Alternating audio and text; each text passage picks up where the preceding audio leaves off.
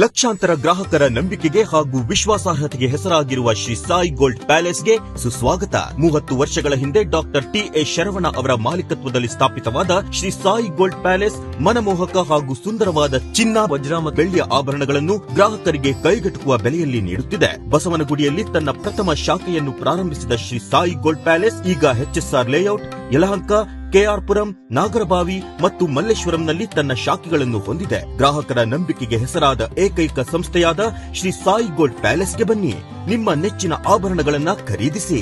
ತಪ್ಪದೇ ಬರ್ತೀರಲ್ಲ. ಪಾಪ ಒತ್ತಡ ಆಗ್ತಾ ಇದ್ದಾರೆ. ನಾವು ನಿಮ್ಗೆ ಗೆಲ್ಲಿಸ್ತೀವಿ, ನಾವು ಕೊಡ್ತೀವಿ ಮಾರ್ಗದರ್ಶನ, ನಾವು ಕೊಡ್ತೀವಿ, ನಿಮ್ಗೆ ಏನೋ ಬಲ ಕೊಡ್ತೀವಿ, ದಯವಿಟ್ಟು ನೀವು ಹೋರಾಟ ಮಾಡಿ ಮುಂದಿನ ದಿನಗಳು ಅಭ್ಯರ್ಥಿ ಆಗಿತ್ತು. ನನಗೆ ಪಕ್ಷಾತೀತವಾಗಿ, ಜಾತ್ಯತೀತವಾಗಿ ಇರ್ತಕ್ಕಂಥ ಎಲ್ಲ ಕಾರ್ಯಕರ್ತರು ನನಗೆ ಒತ್ತಡ ಆಗ್ತಾ ಇದ್ದಾರೆ. ಅದನ್ನ ಹೇಳಿದ್ದೆ, ಒಂದು 8 ದಿವಸ ಆದ್ಮೇಲೆ ನಾನು ಪತ್ರಿಕಾಗೋಷ್ಠಿ ಮಾಡ್ತೀನಿ, ನಾನು ಅಭ್ಯರ್ಥಿ ಆಗೇ ಆಗ್ತೀನಿ ಅಂತ ಹೇಳಿ. ಇವತ್ತು ಏನೇ ಬರಲಿ ಮುಂದಿನ ದಿನಗಳಲ್ಲಿ ಭಾರತೀಯ ಜನತಾ ಪಾರ್ಟಿ ಅಭ್ಯರ್ಥಿಯಾಗಿ ಸ್ಪರ್ಧೆ ಮಾಡ್ತೀನಿ. ಸೂರ್ಯಚಂದ್ರ ಎಷ್ಟು ಸತ್ಯನೋ ನಾನು ಅಭ್ಯರ್ಥಿ ಆಗ ಅಷ್ಟೇ ಸತ್ಯ ಅಂತ ಹೇಳ್ತೀನಿ.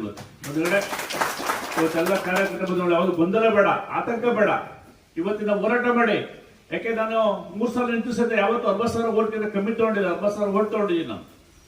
ಯಾವತ್ತಿರ್ತಕ್ಕಂಥ ಏನು ಕೆಜೆಪಿ ನಿಂತ್ಕೊಂಡು ಆ ಸಂದರ್ಭದಲ್ಲಿ 40,000 ಓಟ್ ಬೀಳ್ತು, ಗೆದ್ದದ ಸ್ಥಾನದ 62,000 ಓಟ್ ಬೀಳ್ತು, 43,000 ಓಟ್ ಬೀಳ್ತು.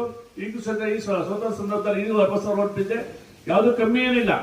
ನಿಮ್ಮ ಹೋರಾಟಕ್ಕೆ ಶಕ್ತಿ ಇಲ್ಲ ಅಂತ ನೀವು ಹೋರಾಟ ಮಾಡಿದ್ರೆ 60,000 ಮತಗಳು ತಗೊಂಡಿದ್ದೀವಿ. ಕೆಲವು ಕಾರಣ ಗೊತ್ತೇ ಇದ್ರೆ ಯಾರ ಮೇಲೆ ನಾವು ಇವತ್ತು ಪಾಪ ಒತ್ತಡ ಆಗ್ತಾ ಇದ್ದಾರೆ. ನಾವು ನಿಮ್ಗೆ ಗೆಲ್ಲಿಸ್ತೀವಿ, ನಾವು ಕೊಡ್ತೀವಿ ಮಾರ್ಗದರ್ಶನ, ನಾವು ಕೊಡ್ತೀವಿ, ನಿಮ್ಗೆ ಏನೋ ಬಲ ಕೊಡ್ತೀವಿ, ದಯವಿಟ್ಟು ನೀವು ಹೋರಾಟ ಮಾಡಿ ಮುಂದಿನ ದಿನಗಳು ಅಭ್ಯರ್ಥಿ ಆಗಿತ್ತು. ನನಗೆ ಪಕ್ಷಾತೀತವಾಗಿ, ಜಾತ್ಯತೀತವಾಗಿ ಇರ್ತಕ್ಕಂಥ ಎಲ್ಲ ಕಾರ್ಯಕರ್ತರು ನನಗೆ ಒತ್ತಡ ಆಗ್ತಾ ಇದ್ದಾರೆ.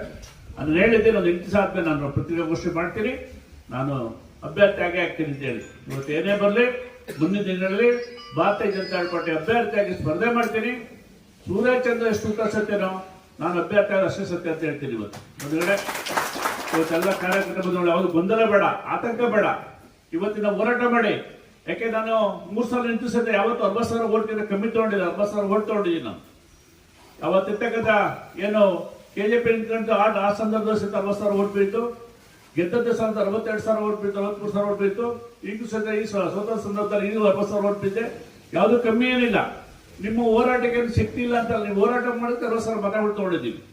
ಕೆಲವು ಕಾರಣ ಗೊತ್ತೇ ಇದ್ರೆ ಯಾರ ಮೇಲೆ ನಾವು ಇವತ್ತು